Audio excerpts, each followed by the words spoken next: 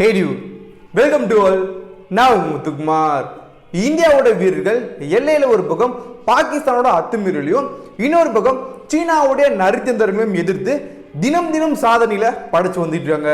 மெயினா சொல்லணும்னா கடந்த 6 மாசங்களா சீனாவோட சில வேலைகள் நரித்தந்திரமான வேலைகளை எதிர்த்து இந்தியாவோட வீரர்கள் எல்லையில தீவிரமான கண்காணிப்புல ஈடுபட்டு வராங்க. இப்ப இந்த ஒரு சூழ்நிலை ரீசெண்டா பாத்தீங்கன்னா இந்தியன் ஆர்மி டாக்டர்ஸ் லடாக்ல இப்ப ஒரு மிகப்பெரிய சாதனையை படைச்சிருக்காங்க. அந்த ஒரு சாதனை அப்படின்றது சாதாரண நிலப்பரப்புல படைக்க கிடையாது. கிட்டத்தட்ட 16,000 அடி உயரமான மலையில தான் இந்தியன் ஆர்மி டாக்டர்ஸ் ஒரு மிகப்பெரிய சாதனையை படைச்சிருக்காங்க. அது என்ன ஒரு சாதனை, என்ன நடந்துச்சு அப்படின்ட்டு நம்ம டீடைல்டா பார்க்க போறோம். அடுத்து நம்ம இரண்டாவதா பார்க்க போற விஷயம் என்ன அப்படின்ற பாத்தீங்கன்னா மலபார் கடற்படை கூட்டு பயிற்சி. இதுல பாத்தீங்கன்னா இந்தியா, அமெரிக்கா, ஜப்பான், இப்ப புதுசா ஆஸ்திரேலியா இணைஞ்சிருக்காங்க. நம்ம எல்லாருமே தெரிஞ்சிருக்கும் இந்த மலபார் கடற்படை கூட்டு பயிற்சி பத்தி ரீசெண்டா ஒரு சில மாசங்களுக்கு முன்னாடி தகவல் எல்லாமே டீடைல்டா வெளியாயிருச்சு. ஆனா இந்த ஒரு கடற்படை கூட்டு பயிற்சி, மலபார் கடற்படை கூட்டு பயிற்சி அப்படின்றது இன்னைக்கு தான் முதல் கட்டமா ஆரம்பிச்சிருக்கு. முதல் கட்ட பயிற்சி இன்னைக்கு துவங்கி இருக்கு. இது எங்க துவங்கி இருக்கு, என்ன மாதிரி நடைபெற்று இருக்கு அப்படின்ற நம்ம டீடைல்டா பார்க்க போறோம். அடுத்து நம்ம லாஸ்டா மூன்றாவதா பார்க்க போற விஷயம் என்ன அப்படின்ற பாத்தீங்கன்னா ரீசெண்டா பிரான்ஸ்ல இருந்து 5 ரஃபேல் போர் விமானங்கள் இந்தியாவோட விமானப்படையில இணைஞ்சிருந்ததை நம்ம எல்லாருமே தெரிஞ்சிருக்கோம். இந்த 5 ரஃபேல் போர் விமானங்களால இந்தியாவோட விமானப்படைக்கு இன்னும் கூடுதலா பலம் கூட சேர்ந்துருச்சு. இப்ப இதை தொடர்ந்து இரண்டாவது கட்டமா பிரான்ஸ்ல இருந்து 3 ரஃபேல் போர் விமானங்கள் நாளைக்கு இந்தியாவிற்கு வந்தடைய இருக்குது. இதை பத்தியான சில தகவல் வெளியே இருக்கு. இது என்ன அப்படிங்கிற செய்தி நம்ம இந்த ஒரு வீடியோ நம்ம பார்க்க போறோம். மொத்தமா இந்த ஒரு வீடியோ நம்ம 3 விஷயங்களை பார்க்க போறோம். பட் இந்த 3 விஷயம் நம்ம பார்க்க போறதுக்கு முன்னாடி நீங்க இந்த சேனலை சப்ஸ்கிரைப் பண்ணாம சப்ஸ்கிரைப் பண்ணிக்கங்க. சப்ஸ்கிரைப் பண்ணிங்கன்னா தான் நான் தினமும் பேசுற ஒரு வீடியோ ஆட்டோமேட்டிக்கா உங்க நோட்டிபிகேஷனுக்கு வந்து சேரும். முதல் விஷயம், இந்திய சீனா எல்லையில தொடர்ந்து 6 மாசங்களா பதற்றமான சூழ்நிலையும் பிரச்சனையும் நீடிச்சு வந்துட்டு இருக்கிறத நம்ம எல்லாருமே பார்த்திருப்போம்.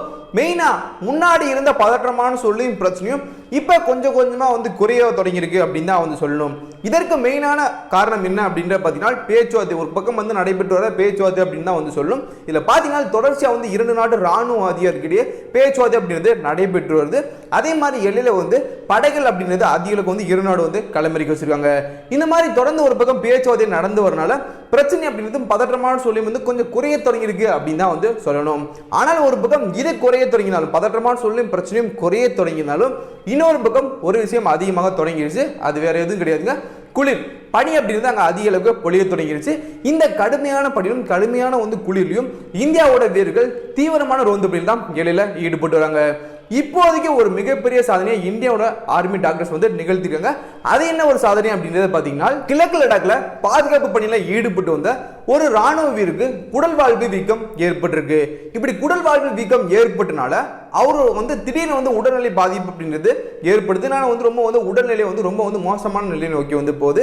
அதே சமயம் இவரை ஹாஸ்பிட்டலுக்கு கூட்டு போலாம்னு நினைச்சாலும் இப்போதைக்கு இந்த ஒரு சூழ்நிலை இவரை ஹாஸ்பிட்டலுக்கு கூட்டு போக முடியாததான் இலையில சூழ்நிலை போயிட்டு இருக்கு. அதற்கு காரணம் இலையில அதிக அளவுக்கு குளிரும், அதே மாதிரி அதிக அளவுக்கு பனி பொழிஞ்சுக்கிறதுனால இவரை எடுத்தனே டக்குனு ஹாஸ்பிட்டல் கூட்டு போக முடியாது.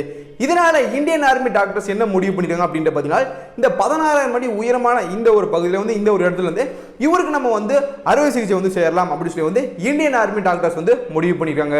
அதே மாதிரி அந்த 16,000 அடி உயரத்துல இந்தியன் ஆர்மி டாக்டர்ஸ் அந்த ஒரு அறுவை சிகிச்சையை மேற்கொள்றது அப்படின்றது ரொம்ப ஒரு சிக்கலான ஒரு விஷயம், சவாலான ஒரு விஷயம் அப்படின்னு தான் சொல்லணும்.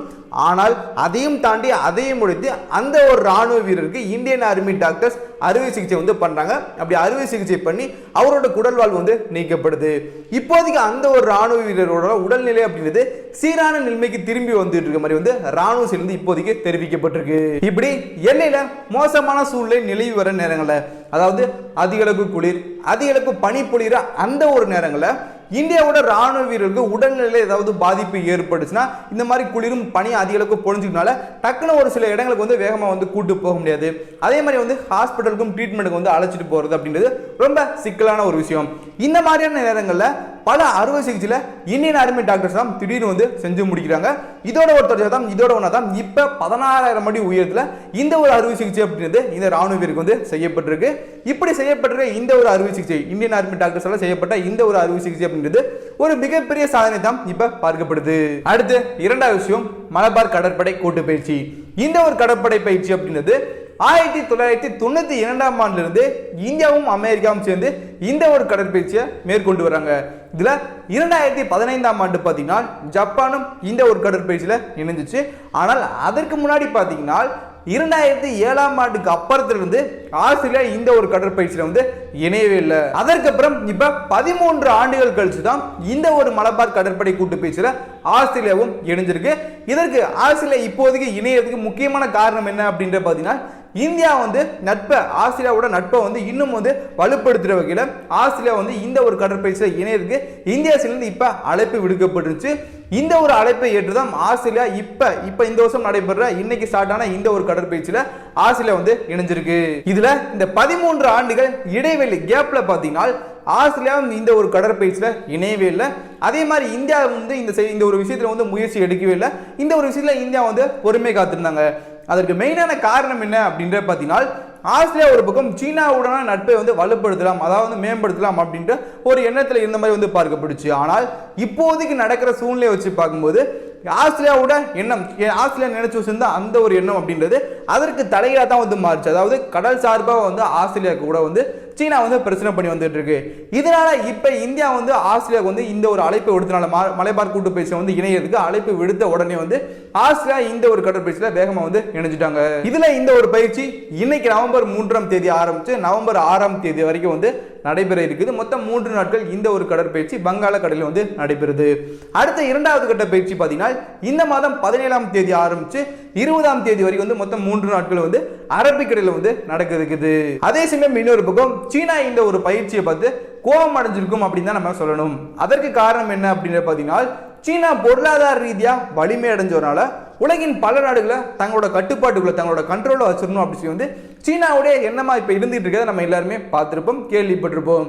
இதனால இந்த ஒரு நேரங்களில் இந்த ஒரு மலபார் பயிற்சி வந்து நடைபெறனால இந்த ஒரு பயிற்சி மேல சீனா எப்போதும் ஒரு பக்கம் சந்தேகக்கண் வச்சிருக்கும் அப்படின்னு நம்ம எல்லாருமே சொல்லணும். அடுத்தது 3வது விஷயம், பிரான்சில் இருந்து 36 ரஃபேல் போர் விமானங்களை இந்தியா வாங்குறதுக்கு ஒப்பந்தம் செஞ்சிருந்ததுல 5 ரஃபேல் போர் விமானங்கள் செப்டம்பர் 10ஆம் தேதி அன்னைக்கு இந்தியாவின் அம்பாலா விமானப்படை தளத்திற்கு வந்தடைஞ்சது நம்ம எல்லாருமே பார்த்திருப்போம். அதற்கப்புறம் அந்த 5 ரஃபேல் போர் விமானங்களும் இந்தியாவோட விமானப்படையில முறைப்படி இணைக்கப்பட்டிருந்துச்சு.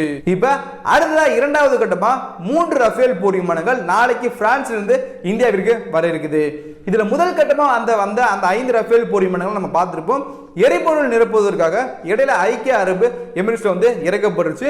ஆனால் இந்த முறை நாளைக்கு புறப்படுற அந்த 3 ரஃபேல் போர் விமானங்கள், அதாவது பிரான்சில் ரஃபேல் போர் விமானங்கள் தயாரிக்கும் தொழிற்சாலை இஸ்ரேல் அந்த ஒரு இடத்துல இருந்து ஸ்டேட் ஆஃப் குஜராத்தின் ஜம்முல தான் வந்து களமிறக்கப்படும் அப்படின்னு வந்து சொல்லப்படுது. இதுல பாத்தீங்கன்னா இடைப்பரப்புல வான்பரப்பிலே வந்து எரிபொருள் வந்து இந்த 3 ரஃபேல் போர் விமானங்களுக்கு நிரப்பப்படும் அப்படின்னு வந்து சொல்லிடுறாங்க. இதனால ஸ்டேட் ஆஃப் பிரான்ஸ்ல இருந்து கிளம்புற ரஃபேல் போர் விமானங்கள் அடுத்த ஸ்டேட்டா வந்து இந்தியாவில தான் களமிறக்கப்படும் அப்படின்னு வந்து பார்க்கப்படுது.